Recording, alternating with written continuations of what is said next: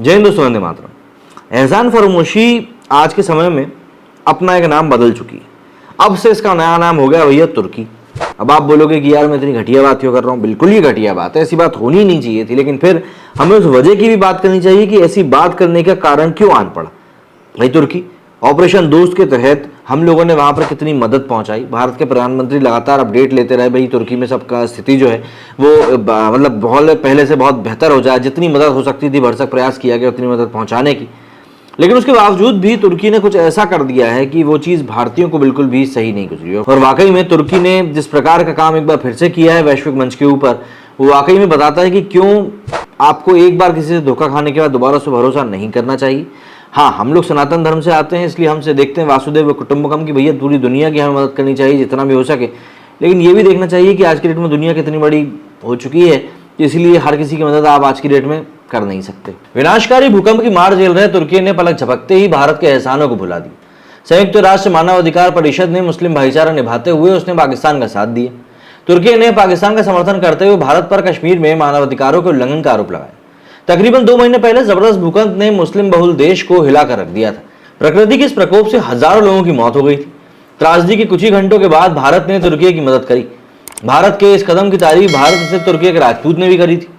कश्मीर मुद्दे पर UNHRC में तुर्की ने इस्लामी देशों के संगठन OIC के साथ मिलकर पाकिस्तान का पक्ष ले लिया। पिछले दिनों पाकिस्तान के विदेश राज्य मंत्री हिना रब्बानी ने मुल्क के डिफेंस एग्जीबिशन की आलोचना करी थी। बता दें कि 22 दिसंबर 2022 को भारत के रक्षा अधिग्रहण परिषद ने 85,000 करोड़ रुपए से अधिक के 24 प्रस्तावों को मंजूरी दी थी, जिसके तहत सशस्त्र बलों के आधुनिकीकरण और रक्षा उद्योग को बढ़ावा देने संबंधित योजनाएं शामिल थी। हिना रब्बानी ने भारत पर कश्मीर को लेकर कई झूठे आरोप भी लगाए थे। तुर्की और OIC ने पाकिस्तान में झूठ में सुर मिला दी। हालांकि भारतीय राजनयिक सीमा पुजानी ने पाकिस्तान, तुर्की और इस्लामी देशों के संगठन को करारा जवाब भी दिया। पुजानी ने पाकिस्तान को आतंकी मुल्क कहते हुए कहा कि पाकिस्तान के लोग रोजी रोटी के लिए तरस रहे हैं, लेकिन उनके साथ भारत का ऑब्सेशन नहीं खत्म हो रहा। आर्थिक बदहाली का शिकार देश भारत के खिलाफ प्रोपेगेंडा फैला रहा है। सीमा पुजानी ने कहा कि पाकिस्तान के मुंह से मानवाधिकारों की बात सुनना मजाक सा लगता है। सीमा पुजानी ने पाकिस्तान को बेनकाब करते हुए कहा कि वहां आवाज उठाने वालों को गायब कर दिया जाता है। उन्होंने पाकिस्तान के जांच आयोग का ही हवाला देते हुए कहा कि पिछले एक दशक में पाकिस्तान में गुमशुदगी की 8463 शिकायतें दर्ज हुई। सीमा ने कहा कि पड़ोसी मुल्क में कोई भी धार्मिक अल्पसंख्यक आजादी से नहीं रह पा रहा है। उन्होंने कहा कि पाकिस्तान में अल्पसंख्यकों खासकर की हिंदुओं को निशाना बनाया जा रहा है। भारतीय राजनयिक ने हाफिज सईद, मसूद अजहर और उसामा बिन लादेन का उदाहरण भी देते हुए पड़ोसी मुल्क पाकिस्तान के बारे में बात करी और बताया कि हमेशा से ही आतंकियों का पनाहगार रहा है। भारतीय राजनयिक ने कश्मीर मसले पर तुर्की और OIC को पाकिस्तानी झांसे में न आने की हिदायत भी दी। पुजानी ने तुर्की और OIC को भारत के अंदरूनी मामलों में दखल न देने की सलाह दी। पुजानी ने जोर देते हुए कहा कि जम्मू कश्मीर और लद्दाख का पूरा क्षेत्र भारत का हिस्सा था, है और रहेगा।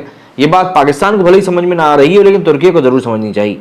और वैसे भी जब आप किसी से मदद लेते हो तो कम से कम उसका थोड़ा तो एहसान मानो। अच्छा चलो, हम तो ये बोल रहे हैं, हम तो एहसान मानने के लिए कर भी नहीं रहे मदद, लेकिन उसके बाद भी एक बात समझो, तुम किसके साथ खड़े हुए। तुम एक ऐसे देश के साथ खड़े होने की सोच रहे हो जो खुद आटे दाल के लिए तरस रहा है।